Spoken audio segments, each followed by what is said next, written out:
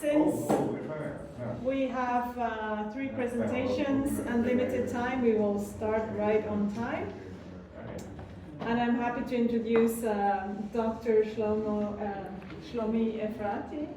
He is currently a fellow in Münster, where he is working at, I hope I get this straight, he's working on the pluriformity of traditions within the early Jewish and Christian composition, the testaments of the 12 patriarchs.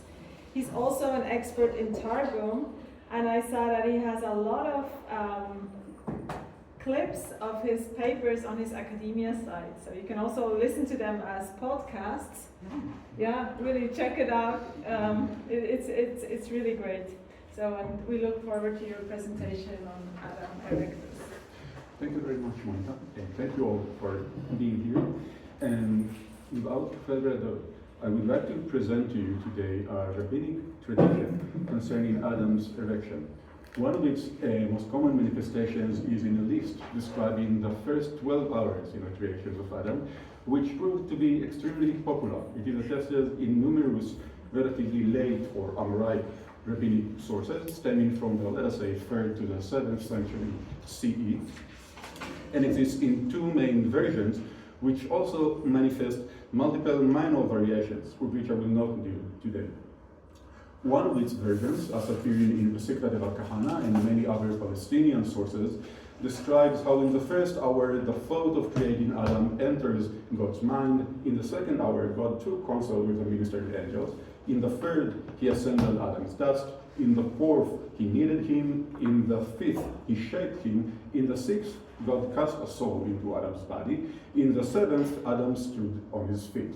Then on the 8th hour, God brought Adam into the Garden of Eden, and I will skip the rest of the 4 hours for time constraints.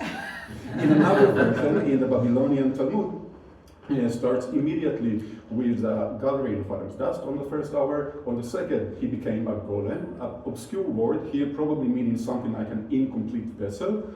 Then, in the third hour, his limbs were extended. In the fourth hour, a soul was cast into him. In the fifth hour, he stood. In the 6th hour, he gave names, and again, I will skip the rest of the 6 hours. Now, both versions of this list pay a lot of attention to the phases of the creations of Adam's body. Then, the casting of the soul takes a whole upper hour. Indeed, it is a significant event. But then, also, standing on the feet takes another complete hour. Why this posture is so significant is not explained in this list, in these lists. But it is elaborated upon in another later rabbinic source, in Pirkei Rabbi Eliezer, which is a relatively late composition, probably from the 9th century CE, give or take, which is a kind of a rewritten Bible or a retelling of the biblical narrative, mainly from Genesis. This composition contains a lot of peculiar traditions. Some of them seem to reflect early sources, maybe even very early sources. In the passage concerning us, in chapter 11, we read as follows.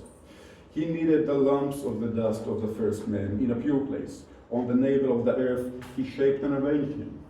Yet breath and soul there was not in him. What did the Holy One, blessed be he, do? He breathed with the breath of the soul of his mouth, and the soul was cast into him. As it is said, and he breathed into his nostrils the breath of life. And Adam stood and was gazing upwards and downwards, and was wondering in his heart. And then he began to praise and glorify his Creator, saying, "O Lord, how great are your deeds." So apart from describing Adam as a paradigmatic righteous flatterer of the divinity, we also see here the same stages of creation that we saw in the preceding list. Here, however, they turned into a full-fledged and a colorful narrative. These sources thus present a process, or a complex process of the creation of Adam, from molding his body, through casting a soul into it, to Adam standing erect, and then, according to the late source at least, also Adam's observation around him and his giving praises to the God Most High. This tradition, this narrative, thus poses some kind of connection between the soul given to the human being and his ability to stand erect. Moreover, the erect posture itself is significant in and of itself, a significance which seems to be related to the sight and cognition of the human being. Now, this emphasis of the erect posture of Adam is reflected in different ways in other traditions beyond the Midrashic literature. Thus, for instance, in the writings of Yanai, a paitan, or a liturgical poet, was active in Palestine during the 6th century CE. We read in a korva, as kind of a poem to Leviticus 12:1, how you set his stature erect, like the image of the form of your likeness in might, his feet below and his head above, for he had authority over what is below and above. Yanai posits here a relation between Adam's erect posture, his being created in the image of God, and his having dominion above and below, above over the animals of the earth, but also apparently over the heavenly entities. And I will get back to this in a bit. A somewhat similar cluster of ideas appears in a much earlier source, in the Greek translation of the Pentateuch attributed to Symmachus, possibly from Palestine, possibly from the late 2nd century CE. When Symmachus renders Genesis 1:27, the verse describing the creation of Adam in the divine image, he writes as follows: "And God created the man in an exceptional image, upright, God created him." So, on the one hand, the creation of Adam, of the human being in the image of God, is downplayed here for reasons which deserve another discussion. At the same time, Symmachus seems to posit or to identify Adam's erect or upright posture as exceptional.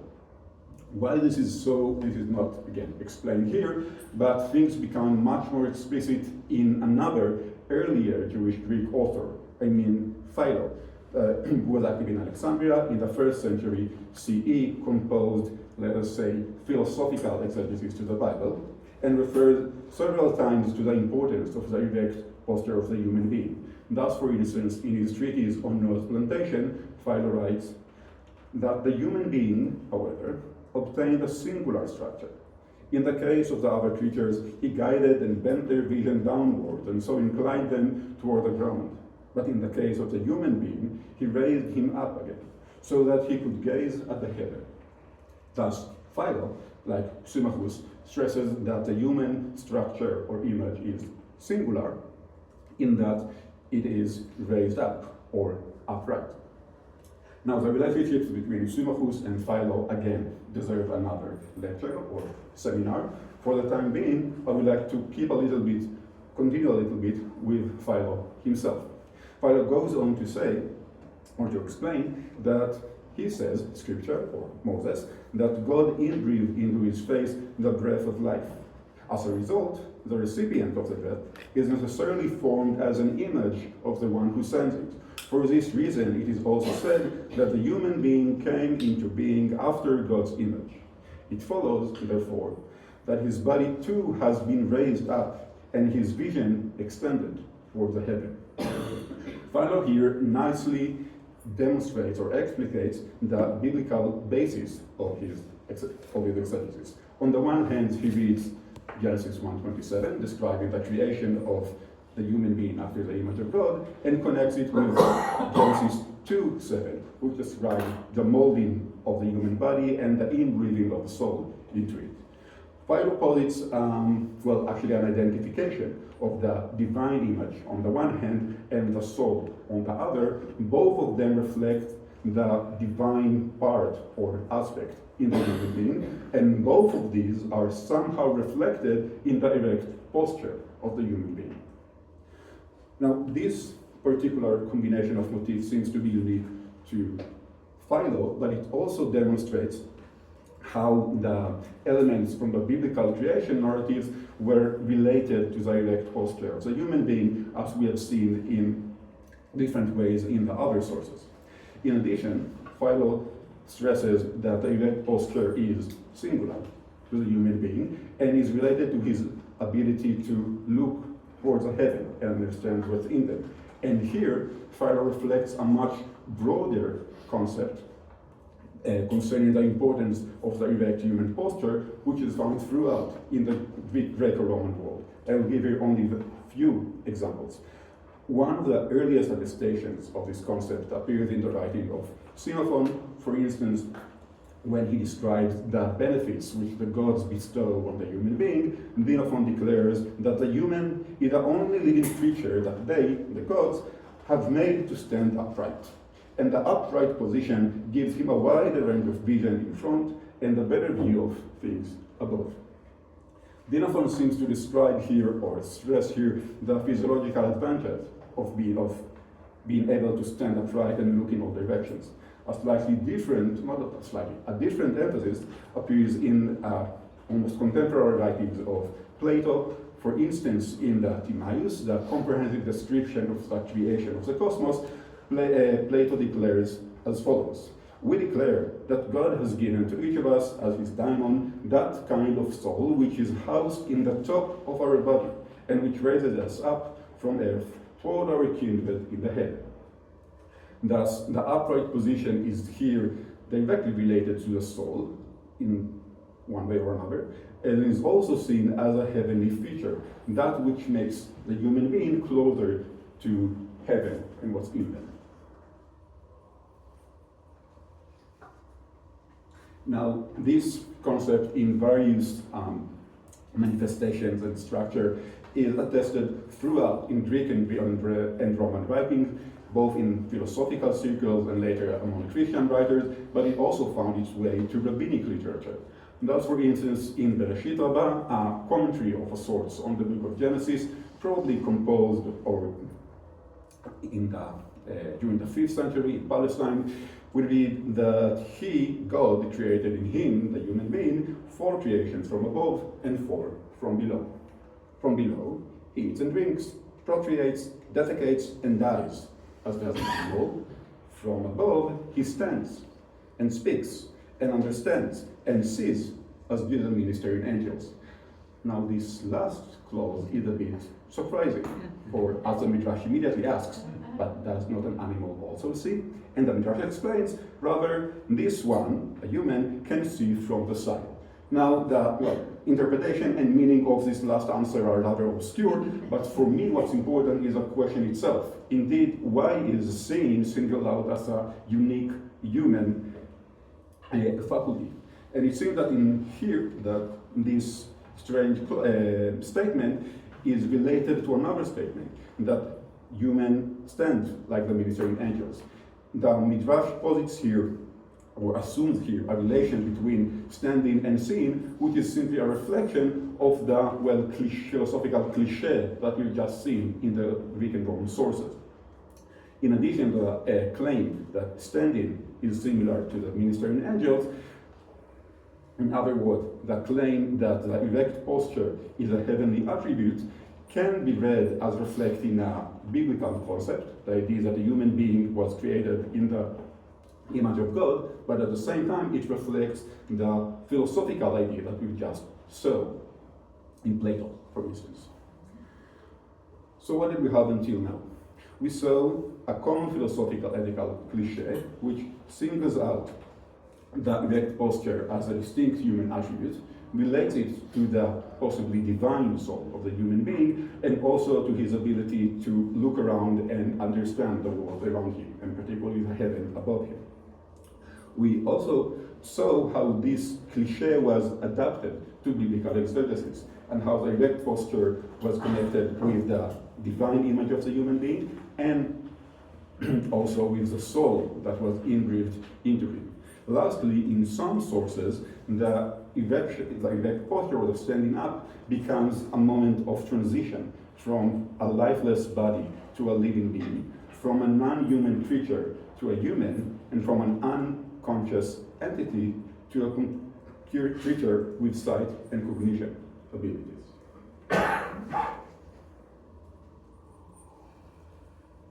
And now, for something completely different.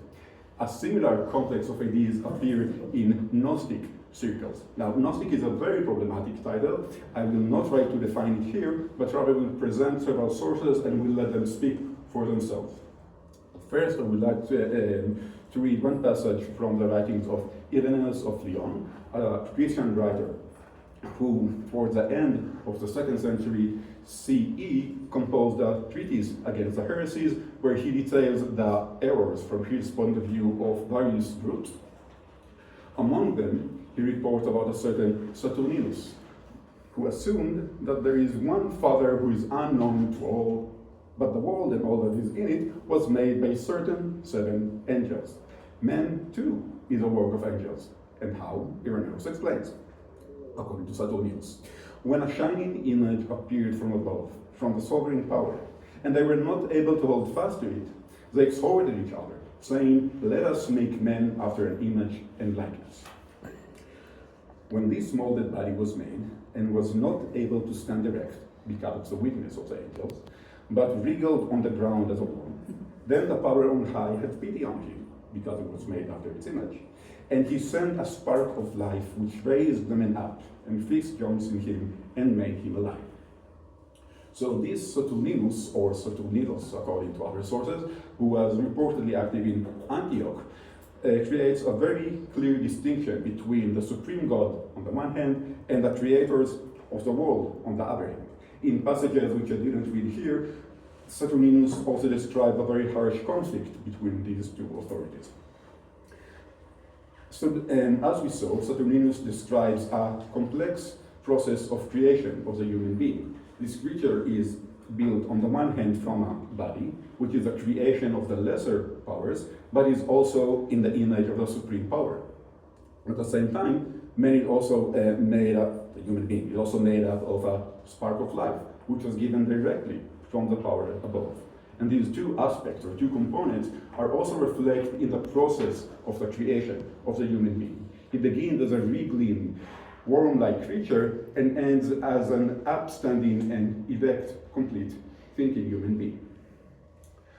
A similar but much more complicated narrative appears also in a Gnostic composition called the Portiphone of John. This source is important because here we have a direct evidence from the Gnostics themselves, and from reports about them. The Portiphone of John probably stems from Alexandria, maybe from the 2nd century CE. Due to time constraints, I will not, and since this is a very complicated and obscure text, I will not read it here. It is in the handout. Rather, I will present here a later, reflection of a very similar narrative, which is preserved in the writing of Epiphanius, a kind of, tabloid reporter from late 4th century Salamis. He's a horrible writer, who also composed a treatise against the heresies called Panarion.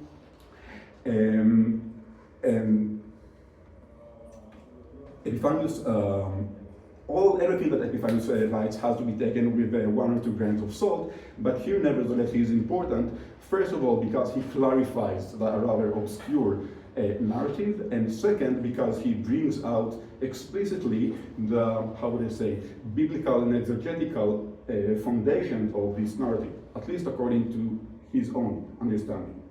And thus Epiphanius writes about the group that he calls Ophites. Then, I have to say, Ophites, like Saturninus, also posit a distinction between the supreme divine powers and the lesser power which created the world, which here is called Yaldabaoth. In the passage concerning us, they say, according to Saturninus, that when the heights had been closed off by Yaldabaoth's design, these 7 sons he had begotten fashioned the men in the image of their father, Yaldabaoth. These people say, the Ophites, that the man was a creeping thing like a worm, not able either to look up or get to his feet. But as a scheme against Yaldabaoth, the superior mother, wishing to empty Yaldabaoth of his power, worked in him, intending to drain his power and send a spark from him, the soul supposedly, upon the man. And then, they say, the man stood on his feet, rose in mind above the 8 heavens, and recognized and praised the Father on high, who is above Yaldabaoth. So this narrative, and believe me, also the narrative in the Portiphone of John, again presents a clear distinction between the supreme powers on the one hand, the world creator on the other hand, which are involved in harsh and rather complicated conflict.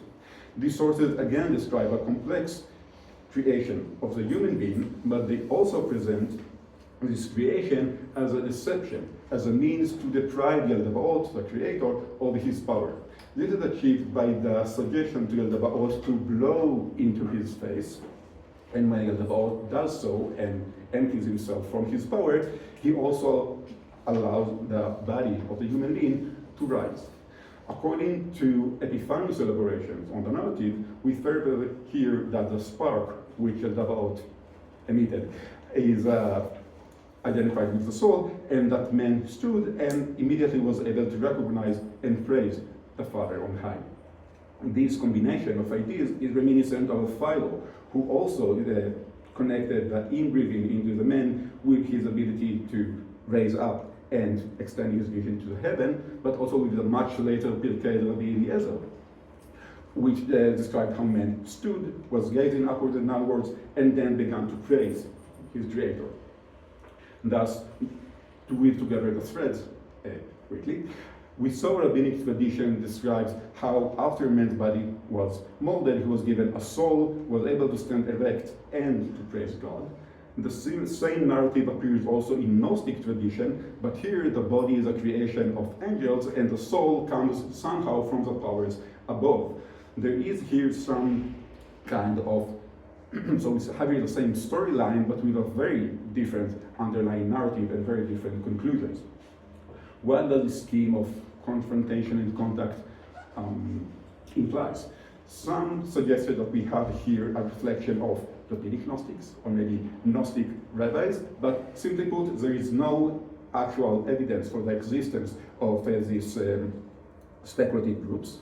We still need to ask whether the similarity between these sources points to some kind of influence or borrowing between them. Again, this is unlikely. On the one hand, the Gnostic sources are much earlier than the Rabbinic ones and couldn't have been influenced by the Rabbinic tradition, so it seems. On the other hand, the Gnostic sources are explicitly hostile towards the creator of the God, of the world, the Rabbinic God, and it is unlikely that Rabbinic sources immediately directly borrow these sources without showing any familiarity with their hostile aspect. So this position is also unlikely. What we do have here is a common exegetical tradition, which offers, on the one hand, a philosophical reading of the Bible, and on the other hand, a biblical adaptation of a common philosophical concept. All of these sources, therefore, with all their differences, reflect a shared intellectual atmosphere. In order to have some grasp of this shared atmosphere, it is crucial to read these sources together, integratively, acknowledging on the one hand the differences and contrasts between them, but also being careful not to sever them from the context, broader context in which they originated and evolved. Thank you very much. Sorry for the time.